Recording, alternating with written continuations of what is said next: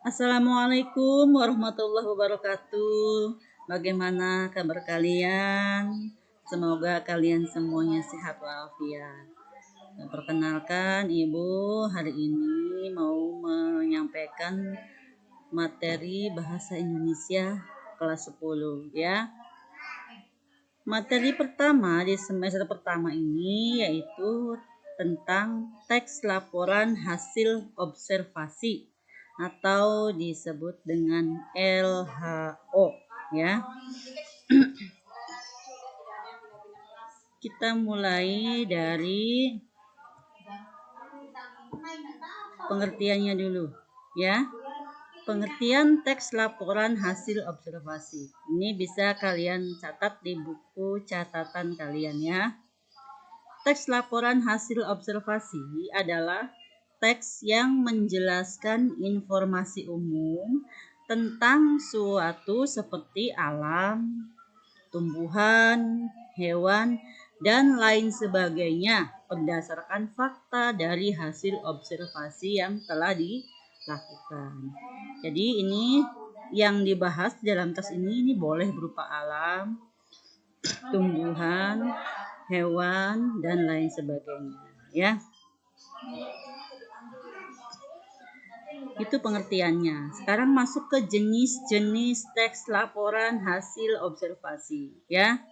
Pertama adalah laporan observasi formal, yaitu laporan hasil observasi terhadap objek yang diamati menggunakan kaidah formal dalam menyusun laporan.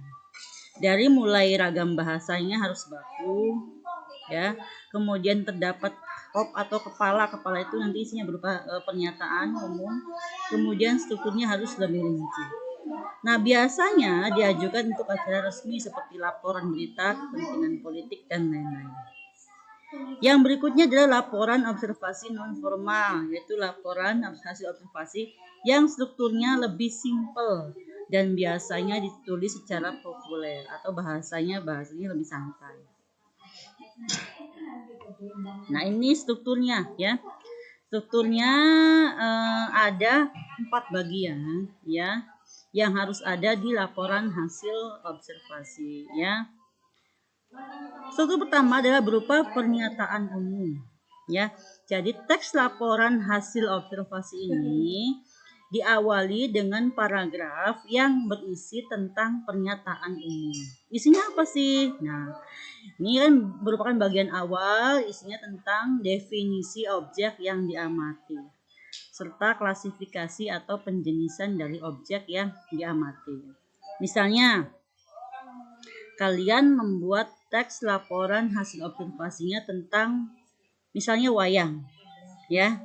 Nah, di bagian pernyataan umum nanti kalian jelaskan tentang definisi wayang dan pengelompokannya, ya. Misalnya wayang itu ada berapa wayang? Ada wayang golek, ada wayang kulit, dan lain-lain. Nah, itu di bagian pernyataan umum ya.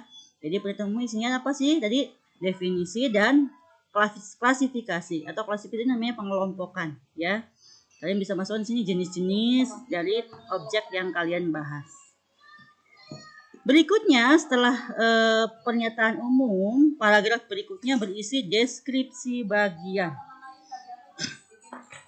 Bagian ini memuat gambaran dari setiap klasifikasi yang terdapat pada objek. Setiap bagian dari objek digambarkan secara mendetail dan apa adanya dengan berfokus pada bentuk atau kebiasaan yang terdapat pada objek pengamatan. Nah, pada bagian awal tadi kan kalian sampaikan misalnya tentang wayang ya. Jenis-jenis wayang itu apa? Nah, pada bagian ini baru kalian sampaikan tentang wayang tadi, misalnya tadi ada wayang golek, ada wayang kulit. Nah, kalian jelaskan di sini. Wayang golek itu seperti apa, bahannya dari apa, misalnya wayang kulit itu bagaimana. Nah, itu dijelaskan di bagian ini, deskripsi ini. Kalau misalnya di bagian awal ini ada 3 jenis objeknya, tadi 3 jenis wayang, berarti di sini ada 3 paragraf. Masing-masing paragraf menjelaskan satu bagian jenis tersebut. Kalau di atasnya di sini jelaskan tentang misalnya apa itu tari topeng misalnya. Jenis-jenis tari topengnya ada berapa? Nah, maka di sini dijelaskan masing-masing jenis tari topeng. Begitu ya. Kemudian bagian berikutnya adalah deskripsi manfaat. Ya, di sini memuat gambaran manfaat dari objek yang diamati. Manfaat merupakan kegunaan atau fungsi dari objek itu. Manfaat juga dapat dituliskan secara rinci berdasarkan bagian-bagian objek atau secara umum dengan menarik kesimpulan. Ya. Nah, kalau tadi kan kalian misalnya membahas tentang wayang. Nah, di sini disampaikan di manfaat itu di bagian akhir nih. Ya. Apa sih manfaat dari wayang? Kalau misalnya tadi misalkan tentang tari topeng, apa sih manfaatnya? Apakah itu misalnya melestarikan kebudayaan atau misalnya melatih gerakan tubuh, ya, ini ada di sini, ya, di bagian manfaat. Bagian terakhir itu berupa penutup berisi kesimpulan. Tapi misalnya kalau di bagian sini udah ada kesimpulan berarti tidak usah. Tapi kalau misalnya ini hanya bagian manfaat saja, maka di sini ada di bagian kesimpulannya berupa penutup, ya. Berikutnya adalah ciri-ciri teks laporan hasil observasi. Yang pertama menggunakan istilah-istilah bidang ilmu tertentu.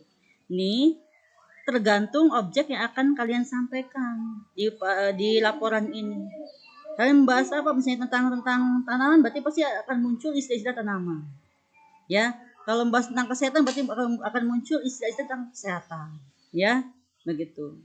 Kemudian menggunakan istilah-istilah baku atau bahasa yang resmi. Berikut terdapat kalimat klasifikasi. Tadi itu disampaikan ya. Klasifikasi itu pengelompokan. Misalnya terdapat beberapa jenis wayang. Di antaranya wayang golek, wayang kulit, wayang rumput, dan lain-lain gitu. Dalam setiap paragraf terdapat satu kalimat utama yang diikuti dengan kalimat penjelas. Mudah-mudahan kalian sudah paham ya apa itu kalimat utama dan penjelas. Harusnya di SMP sudah diajarkan ya. Kemudian ditulis berdasarkan fakta yang ditemukan pada saat pengamatan. Ya, sesuai dengan apa yang ada di saat diamati tadi. Ya. Kemudian mengandung pengertian objek yang diamati tadi di awal ya ada ya, di bagian pernyataan umum ada pengertian objeknya. Tadi bahas objek apa? Kalau bahas tentang wayang ya pengertian wayang. Kalau tadi tentang tari topeng ya pengertian tari topeng. Kalau misalnya tentang apa itu hewan mamalia, berarti tentang mamalia itu apa, ya. Kemudian mengandung pengklasifikasian objek yang diamati. Tadi tuh pengelompokan tadi tuh ya, jenis-jenisnya tadi tuh. Misalnya yang bahas tentang hewan berarti jenis-jenis hewan, ya. Apakah itu misalnya mamalia dan lain-lain. Kemudian mengandung deskripsi objek yang diamati. Objeknya apa tadi itu misalnya tuh wayang, berarti deskripsikan wayang itu seperti apa. Ya, misalnya wayang golek seperti apa bentuknya, misalnya tiga dimensi, bahannya dari apa, itu harus dideskripsikan. Ya, untuk hari ini cukup sampai ini dulu untuk laporan hasil observasi.